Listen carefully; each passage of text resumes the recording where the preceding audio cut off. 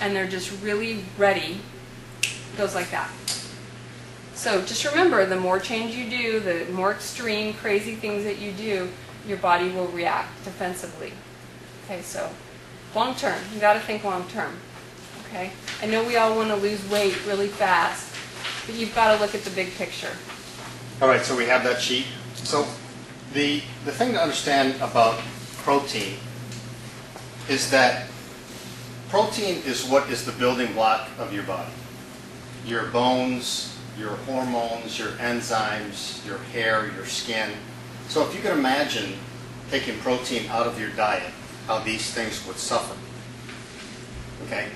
So, and it's not a matter of how much you have in a day, it's how much you have per meal, because your body can only use a certain amount at a time. And what we want to do is give your body a constant stream of this energy nutrient so that it can supply the body on a regular basis everything that it needs. So, extremely important for young growing people, right? Kids especially.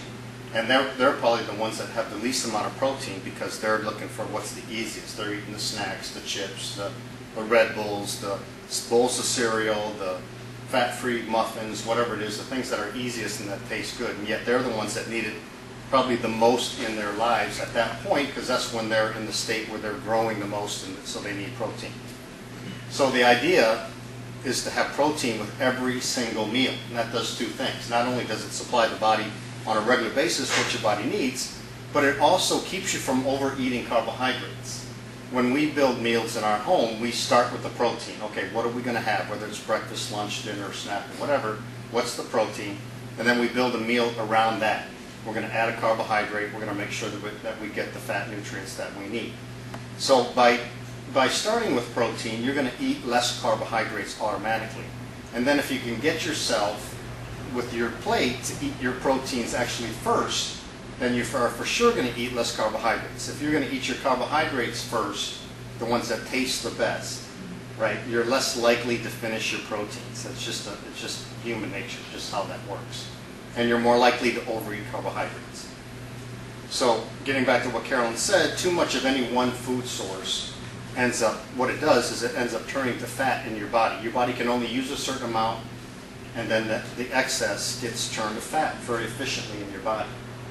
So the nice part about that, and what we talked about, whereas portion size is so important, is that literally, I'm just going to use steak as an example because everyone has this thing in their head that steak is so much fat, it's bad for cholesterol and heart disease and everything else. But if you never ate more than 3 ounces of steak at one time, you could have it every single day and it would never hurt you because your body can burn up 3 ounces like that.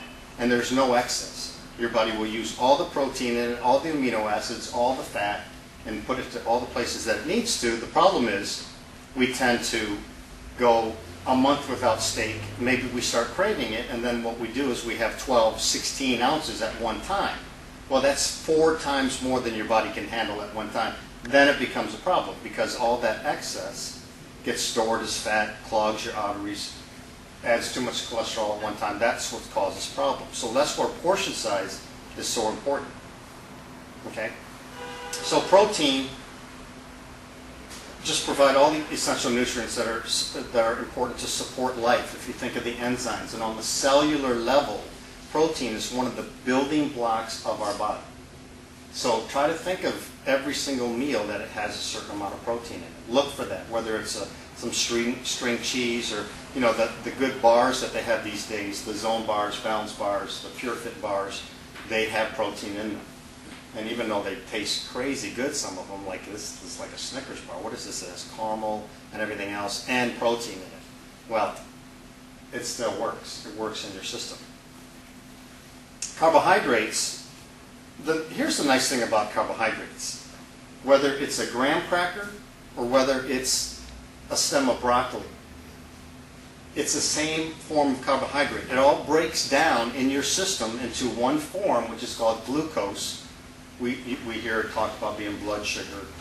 But glucose is the chemical form when all the sugars are broken down. And every single carbohydrate breaks down into a simple sugar called glucose.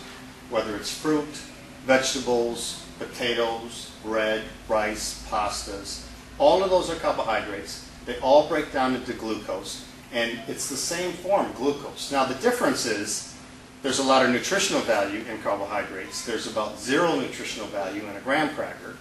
So you want to make the good choice that way. Nutritionally, what I'm going to get, the vitamins, the minerals, these things are important. But sometimes I just don't want to make that broccoli choice. I may want to make that graham cracker choice, which is nice. So what we've done is establish what all of you need individually, how many grams of carbohydrates, how many grams of proteins per meal, and then the page that we'll get to, excuse me, excuse me. It's coming up. We'll talk about how many grams of protein 1 unit is, or how many grams of carbohydrates or fat, and then it will simplify it. So then you will know how many grams you need in a particular meal. So you'll be able to make that choice. Whether you want a sandwich with bread, you'll know how many grams of carbohydrates you're allowed to have, whether it's fruit or rice or whatever it happens to be. So there's a tremendous amount of freedom there. So carbohydrates are really what's important for your brain, your whole metabolic system, your whole nervous system functions from carbohydrates. So we know physiologically that we need a certain amount of carbohydrates. Again, not just by the end of the day, but with every single meal. Because we're feeding all those systems on a regular basis. And in order not to get too much at one time, we need to give a little bit all day long.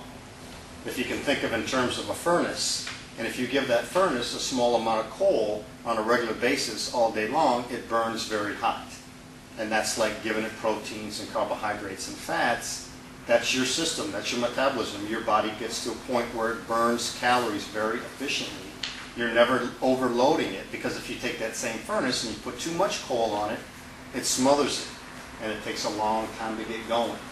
And that's what Thanksgiving is for most people. When you eat too much, it's like smothering that metabolism, and it's like, oh my gosh, I just want to lay down. I even want to take a nap. Because your system is working so hard to digest and take in everything that it does, and eventually it gets to all where it needs to go, and then it reboots itself, and now it's going again. So we can survive those big meals, but just not very often.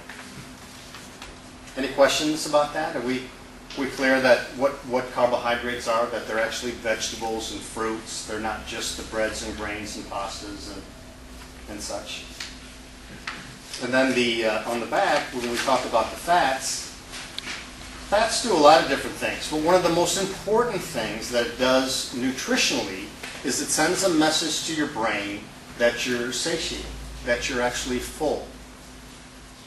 And that's a very important aspect of it. And another thing it does is it helps control the blood sugar. One of the things that people talk about, there's what's called a glycemic index, when they say that carbohydrates break down into sugar very quickly. It gets into your bloodstream, you have a jack of blood sugar, and issues arise from that. Well, to combat that is when you add fat with a meal, it actually thins out the hydrochloric acid in your stomach, if you will, so that the carbohydrate gets broken down slower over a longer period of time, so that it gets delivered into your system on a regular basis. So fat is very important that way. If you could take all the fats out of your diet, certainly we've tried to do that over the last 30 years, just because the FDA has talked about that. All the doctors talk about taking fats out of our diet.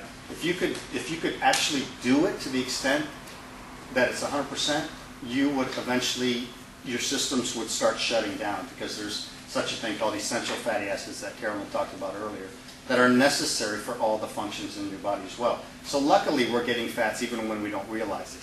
That broccoli that we had, that has a certain amount of fat in it. And there's a lot of different forms of food that have essential fatty acids that are in it. And the essential ones are the ones that you get in olive oil, which is ironic, because when you get your fat-free dressing, they take out the fat, which is the olive oil, which is good for you, and they put sugar in to replace it, which is not so good for you.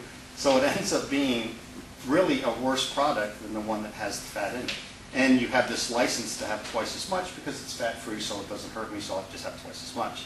That's why after 30 years of cutting out fat, the country is fatter than it's ever been, because they've added sugar to replace all that fat. And we find out now that sugar is really a bigger culprit than too much fat.